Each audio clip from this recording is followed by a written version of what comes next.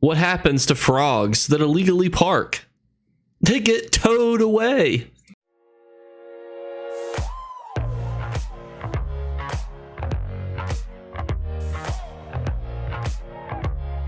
What's going on, YouTube? Well, we're inside the Hollow City, inside of Cold Harbor, outside the plane of existence to go over our first of two vendors. Now, this week is special for a few reasons. One, because we have some absolute banger items in here. Alien stuff always sells phenomenally well, and all of the items here are exceptionally cheap. This is an Alien Switch for 4,000. That's a fantastic deal. But we have to talk about the elephant in the room, which is there's a good chance that as I record this video right at 8 p.m. on the dot Eastern Standard Time, that PC has different items. Now, generally, their furnishing vendor is the same, but their golden vendor is different. So we will see in post-editing if that's true or not. But these are definitely some fantastic items. I think all of these are good in different ways. This arch, this door arched thing, and all of these items here. Aliens, OP, definitely will sell. And now, inside our Northern High Rock Gate, we have our normal golden vendor, which will likely be different if you're on PC versus console. So everyone on PlayStation and Xbox, this is likely what you see. Potentially what you might see on PC as well. If they synced them all back up again, we'll find out a little bit later.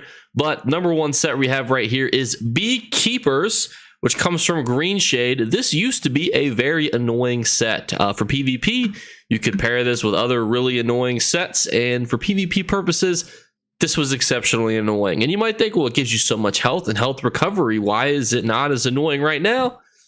Because the health recovery nerfs, all of the nerfs that have occurred when it comes to Battle Spirit, have put this thing in the trash can. So there's some utilization for this set, but you're not going to need to buy it gold. And you're not going to need me to explain it to you. If you're in some weird content that is recommending this, good luck. And we actually also see a return to Dragon Guard, which is so close to being a good set.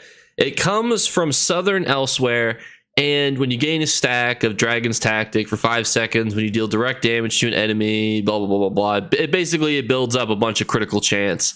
And generally, that's pretty good. Like, you know, a lot of sets are really trying to utilize that, profit off of that. Why is this set not good? It's outclassed. It's just been outdone. Power creep has eliminated this set from any sort of chance it had for relevancy. It being an overland set really never stood a chance either. I have a working theory that the majority of overland sets are geared towards PvP players, and the majority of dungeon sets are geared towards PvE players. And craftable sets are also geared towards PvP, but there's also some that can get you into like beginners dungeons. So it's a working theory I have in my head, which is why I feel like you don't see a whole lot of overworld DPS PvE sets. And this is another example here. The Knight Errant set, which is from Blackheart Haven, is another example of a set that tries to do two separate things, in my opinion, and it just doesn't work out for it. So, for example, adds 450 weapon and spell damage to your one-hand and shield abilities. Perfectly fine. When you use a one-handed shield ability, you heal for 1875. And I think that's, you know, those are two fine things. And I think if instead of two being two fine things, it was kind of two things that complemented each other a little bit more, then this would be a really decent set. The problem is that there's sets that do this better, and they're easy to get, like the Master's weapons that will do pretty much the exact same thing, but better.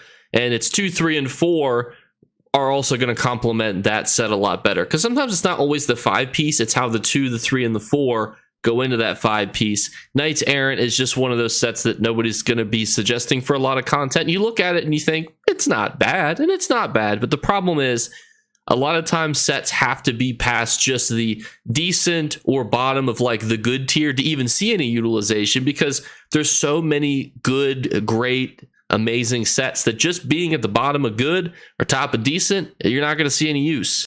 Unleash Terror is a very weird set. It comes from Castle Thorn, and basically when you blink, leap, teleport, pull, you basically cause a lot of bleed damage. And in my opinion, bleed damage is not very good for PvP, but there's not a whole lot of utilization for people using this in PvE either as much. So it's kind of like this cool set that people try a bunch of different things with. It's not something that I would ever suggest that you purchase, because I think if you're trying to do like a teleport bomb build, there's better sets to do it with. And then if you're trying to kill mobs in some weird pull chain ability where you're cutting them up and making them bleed, better ways to do that also, but it's cool. A really good set, however, is the Lady Thorn's shoulders, and because it's a shoulder, you could save your Undaunted keys by grabbing this set. This is what I refer to as a support set. Now, support sets don't necessarily fall into this. So earlier we were talking about sets needing to be above the good tier to get utilized. Well, there's only a handful of good monster sets that are used for support, and you generally want to be able to use all of them. In a sense where you might be doing new content, there might be something new coming out, or even returning content, old content, where somebody might say, hey, based on our setup, we need someone to wear this or wear that. And there's so many sets that fill that criteria, probably a dozen or so monster sets, and this is one of them that you should pick up. And I think that this being a shoulder makes it definitely essential. 100,000 gold on PC is nothing. It's a perfect row. And if you play on PC EU, it's like a perfect row and a half. And even if you play on console, 100,000 gold is a little bit, but I definitely still suggest it overall. And then we wrap up with Slime Crawl, which is a weird set because it technically is the best in slot set.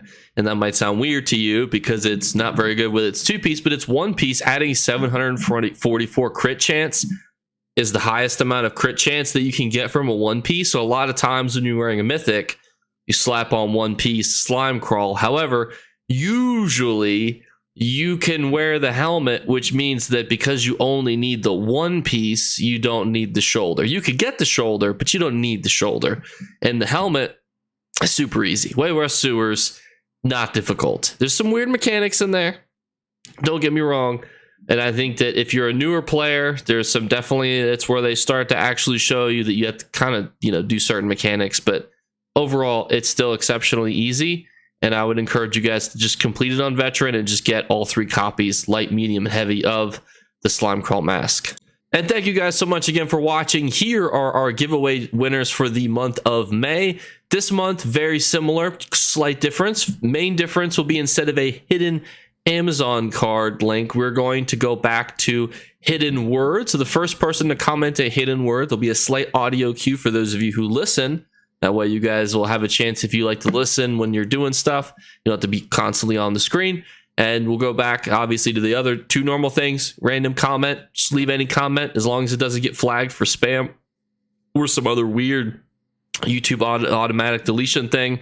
And then the other thing is just be a follower on the Twitch. Thank you. We hit 1,000 followers. Absolutely fantastic.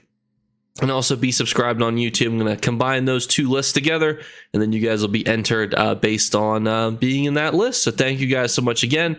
Fantastic to hit 1K followers on Twitch. Huge milestone. As always, we're plugging along on the YouTube. So thank you guys so much again for that. Have a great Friday, and I'll see you guys tomorrow.